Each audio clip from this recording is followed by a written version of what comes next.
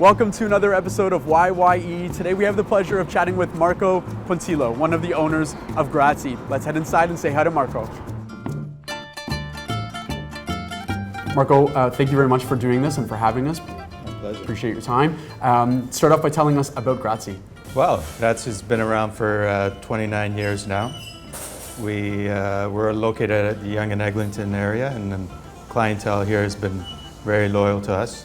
In my experience, every Italian restaurant has their own flair or their own influence. So what is Grazie's? We have our influence from various parts of Italy. So our chef Joe Brancatella, before he opened up Grazie, he was visiting different parts of Italy, and he traveled throughout the country.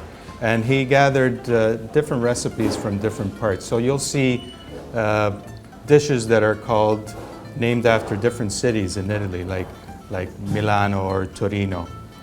And they represent that traditional dish from that area. What are some crowd favorites though? Like you've got your menu and you've got specific items. What is Grazie known for? What is Grazie? Well, that's a loaded question. A couple of years ago, we modified our menu.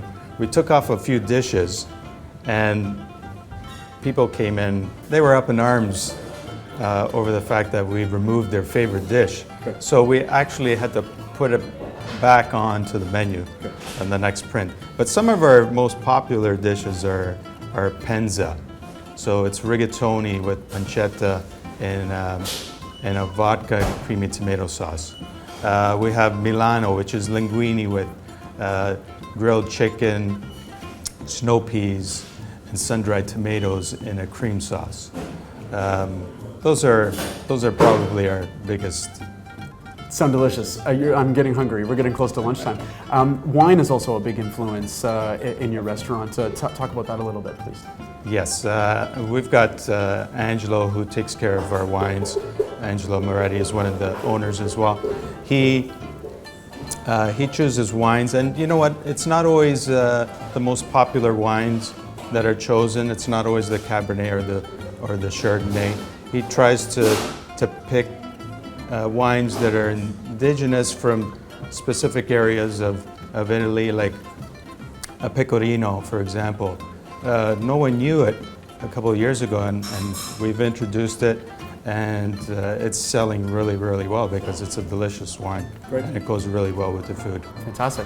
Now, Yonge and Eglinton is an area of progress and change and rapid development, as you know, and yet you've been here 29 years. How have you done it? Just focusing on the basic values of Grazie. We focus on providing good food and good service. We try to hire the right people that'll get the job done.